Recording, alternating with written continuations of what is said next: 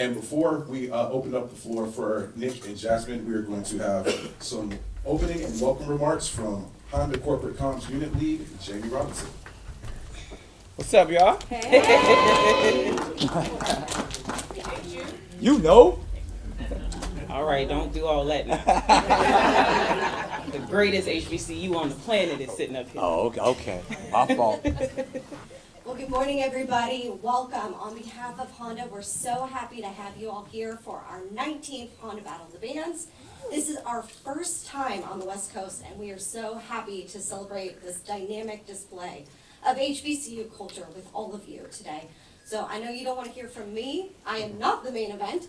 These wonderful folks on the stage are. So I'm going to turn it over to Brenton, and we'll kick it off. All right. Thank you for being here. Thank you, Jamie. Jasmine, we're going to start with you. We said that you're an alumni of Jackson State University. Honda has a long history of supporting and celebrating HBCU culture. As an HBCU graduate, what does it mean to you to lead programs like Honda Battle of the Bands that give back in such meaningful ways? Absolutely. So thank you all for being here, first of all. I am a graduate of the greatest HBCU on the planet, which is the Jackson State University. Mecca's still in the building. But, you know, the way I answer that question is I'll tell a story. So last week I was scrolling on Facebook and I looked at the memories of On This Day. And in 2011, I was traveling to Atlanta to see the Honda Battle of the Bands as a Jackson State student to support my friends who were in the boom. 14 years later, I'm leading the Honda Battle of the Bands. So that continues to show not only Honda's full commitment, but a full circle moment for myself as well. So I'm super excited to be here. I think HBCU culture on full display today. So that definitely for me is my story and why I'm excited to be here and lead in this role. Thank you. Nick, good morning. How you doing? My brother, it's an honor, privilege, and a pleasure to be here. Okay, thank you. We all remember you from Drumline. If you had to battle on the field here today, do you think you could keep up? Nope. Like you said, I was 20, it's crazy to say it, but it was 20 plus years ago. You know, we shot Drumline in 2001, and to just know what it was a subculture when we shot it, you know, and now for it to be culture on full display on the main stage like it is here, just shows that, you know, the evolution of, you know, art imitating life and life imitating art while we're here, you know, in a real battle of bands. Us being, I think at the time it was the Mercedes Dome. Georgia Dome. The Georgia Dome, Yep, now it's Mercedes, Georgia yeah. Dome. The Georgia Dome in Atlanta that's actually been rebuilt since then. But it was fictitious. Like something of this magnitude, they were like, nobody would ever, you know, do that. And to see that now, Yeah. 19 years, it's been going at that level and beyond is amazing, man. So to say all of that is like, no, I don't have the same skills, but to see the evolution is quite remarkable. Okay, and just to build on that question, HBCU marching bands are known for their show-stopping performances. What do you think makes HBCU band culture so unique? Halftime is game time. I heard a little Devin Miles in there. I mean, that's really what it is. And our culture is so rich in so many different entry points and levels.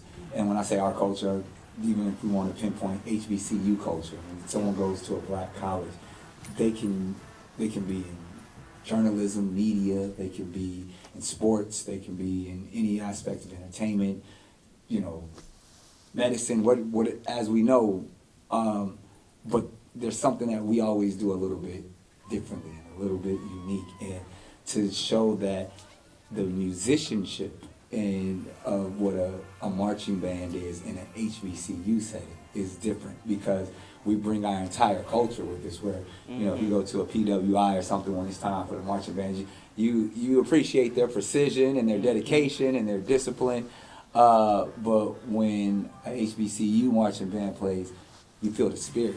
Absolutely. You hear music that you grew up with. You see the spirituality in it. You hear the resilience. You feel the pain. You feel the emotion of what it takes to be the best of the best at your craft. And because that's what, music specifically was always a outlet in our community to make sure that, to take our mind off of any hardships in life, we either gonna play some music or listen to some music. And you feel that when every time one of those young people hit the field. Yeah, they say three things bring people together: food, music, and sports. And Honda's doing that music today. There it is. So And sports, this is still a sport. Let it be known. So Jasmine, earlier Jamie mentioned how long Honda has been doing Yeah. this amazing program. Beyond Battle of the Bands, how does Honda continue to support the HBCU community? So my other hat outside of leading HBOB is the Honda Campus All-Star Challenge, which many of you know sometimes called the Quiz Bowl. And so that program has been in existence for over 35 years. We have partnerships with the National Urban League. We have partnerships with Thurgood Marshall College Fund. We've had partnerships with UNCF. So Honda's commitment is here, and as my culture would say, Honda's not new to this, they're true to this. Nice, thank you for that. Nick, another one for you. Yes, sir. What message do you hope fans and students take away from this event here today? Community. Simple as that, coming together where we can commune and unify in a way that, specifically in the times that we're currently experiencing in 2025, people need to come together so, we can heal together. Specifically in Los Angeles, it's a beautiful thing what Honda's doing. SoFi, in the midst of, the catastrophic fires that this city has experienced, to see community come together, even at a time where it's like, okay, can we party yet? Can we have a good time? And then, but to show, we're gonna have a good time in spirit and celebrate the people that, the first responders. We're gonna continue to feel and emote for the people who've lost loved ones in their possessions, in their homes, in their businesses. And that's what this culture has always done in times of hardship, is come together and unify. So the fact that we can be a beacon in that setting, in the city right now that probably matters the most, or needs it the most, it's an honor to be, the host here to lead that march. As you can imagine, to Nick's point, there were many calls, decisions made. Is it the right time? Do we continue on? What's happening in the market? And I will say the Honda leadership team continue to stress music brings people together, and that the city needs this right now. And so outside of that, we'll be making some donations to some local community organizations, but on site today, we're doing a food drive, right? So people who are attending the event can donate canned goods and non-perishable items and things like that. And I think that just continues to show the spirit of Honda. Thank you. Right now, we're going to open up the floor for questions. We ask that you please keep your questions focused and centered around Battle of the Bands here today, education, and Honda. Come on now. Good morning. My name is Zahn Dalmore from Los Angeles Sentinel newspaper. So Nick, I grew up watching you. I used to love the Nick Cannon show and everything that you've produced. So after over 2 decades as a successful entrepreneur, you chose to go back to my alma mater, Howard University. How did you choose, or how did you decide on Howard University, and how did that impact you professionally? It's the Mecca.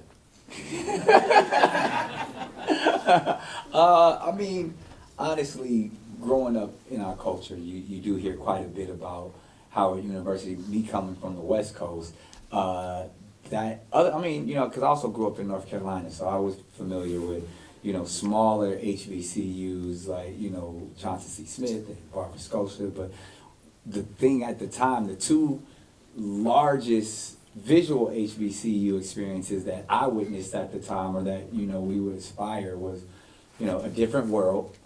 So I couldn't go to Hillman because I realized that wasn't a real school. And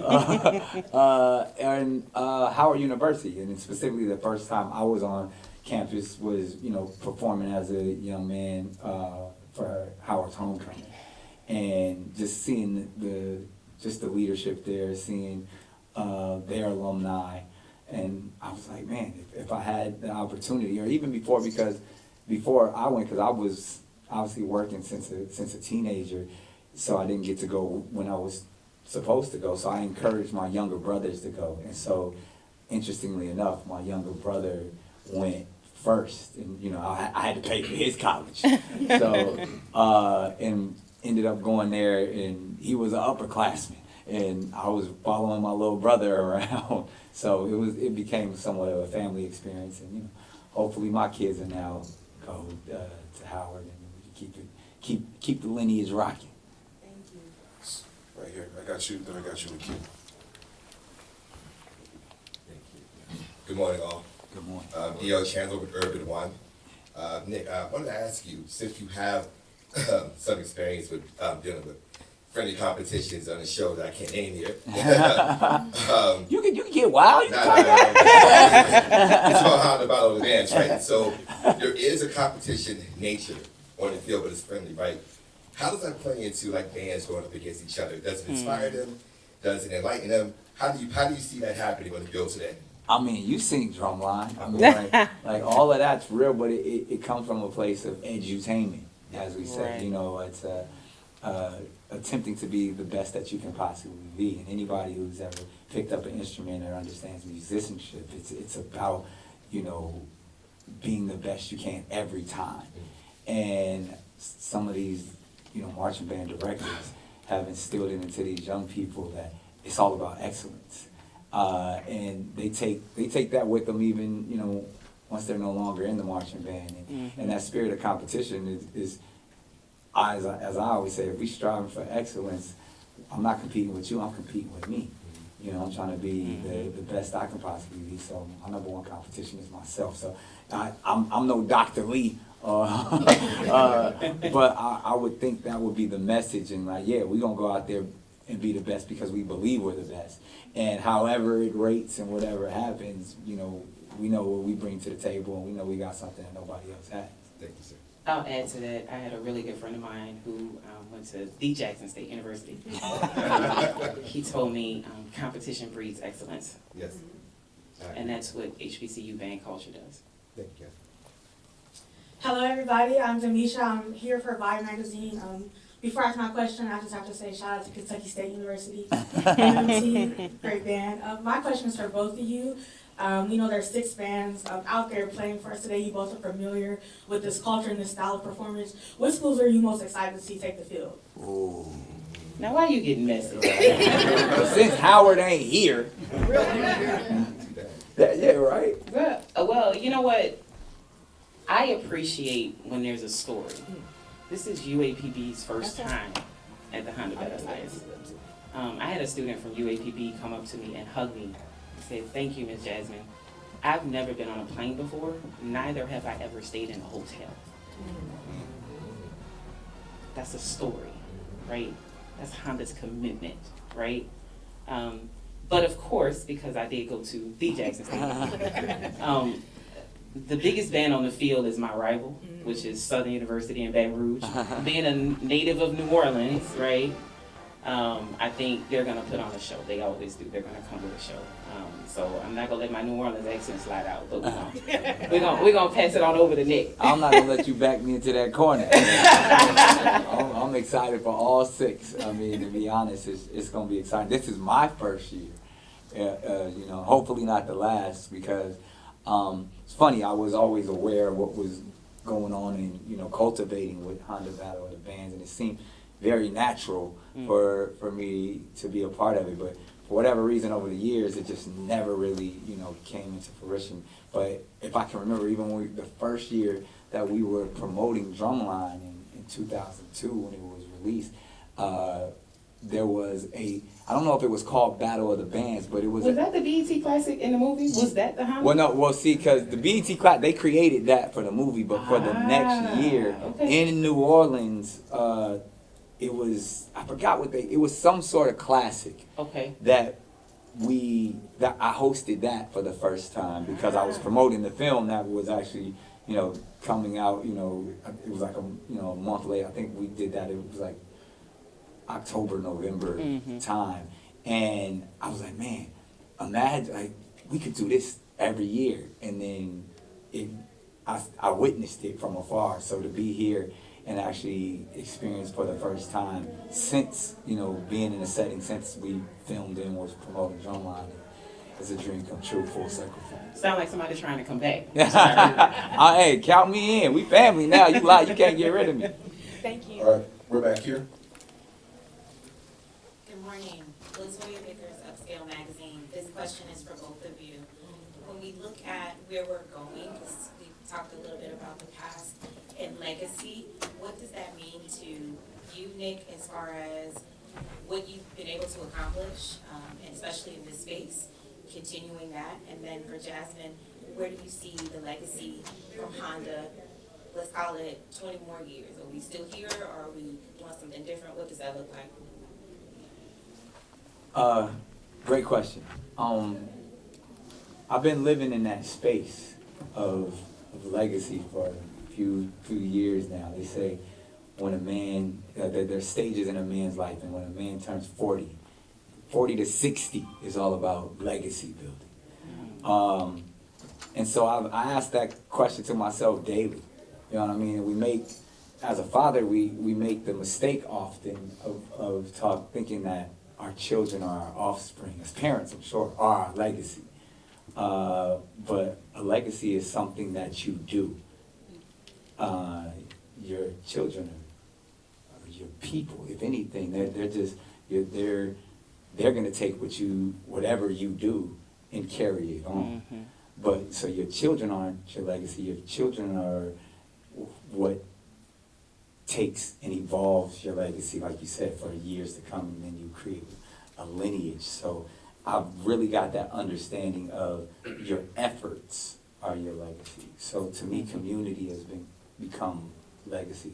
The platforms in which I can build, whether it's something in entertainment or the digital or virtual space, or actually brick and mortar, is really, I've been put in a position where God has blessed me to witness and be a part of things I could have never dreamed of, and everything that I've ever set my mind or heart to. So to be able to pass that on to my own children and to community is truly about legacy. So hopefully I can continue to build in the philanthropic space in settings like this. And even one of the reasons why I took the time, even in my professional career, to actually go to, or actually spend 4 years at a HBCU to hopefully be a part of that legacy and become an alumni.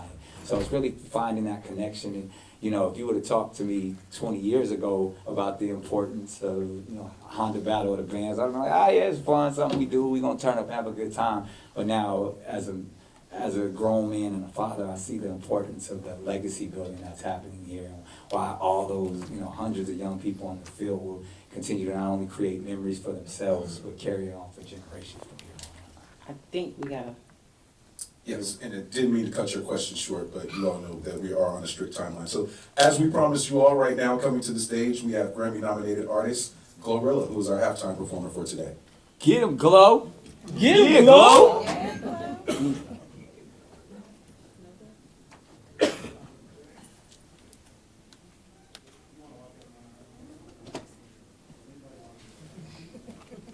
Make sure y'all good. Y'all gotta let her cook. Yeah.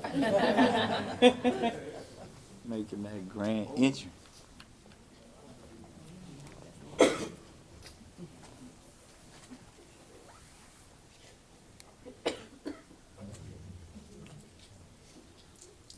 promise she's back there. Yo, she's I was like, Well, Jasmine, you want to tell them about your legacy? Yeah. I'm gonna go ahead. Is my mic okay? Good. I'm a third generation HBCU grad. So to sit in this role at Honda to talk about what's next for Honda is really inspiring for me. But I gotta give her grace as she comes to the stage. I gotta give her hello.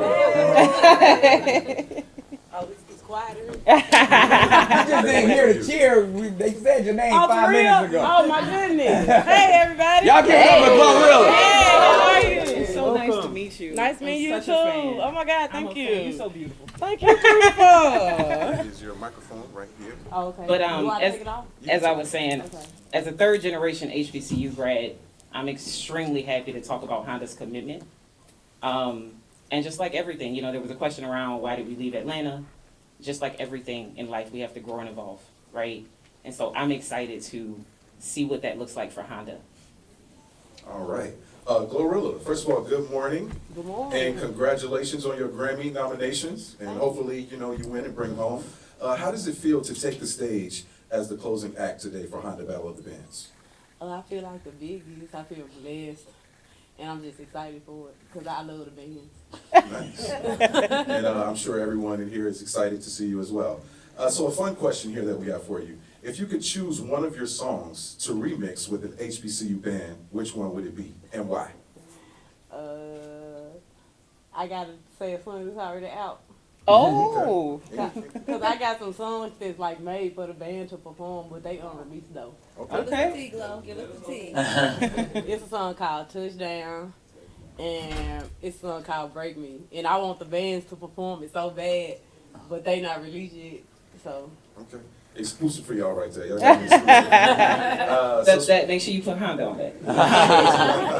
Honda Battle of the Bands exclusive. So what can fans look forward to from your performance today? just a lot of energy as always. You know, turned up. Turned up. Mm-hmm. Okay. So Right now, we could do, we're gonna do some stage shots with Glo, Nick, and Jasmine now. So we can start prepping for that. right. So that will actually conclude the press conference. So everyone in here, we will have escorts escorting you to where you will be after we do our photo shots. Yeah, Glo. Nick, man. What's happening? Man, whole lot. Oh, we finna stand up and take our picture. You can put the mics on the floor. Yep. Nick, I got it.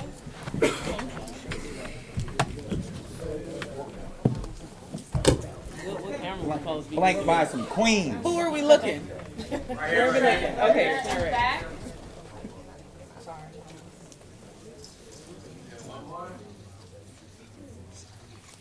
Oh, she put up the peace sign. We gotta put a peace sign. Right here? Okay. Mine, I got on a little mini like that. Keep riding up. I ain't trying to show no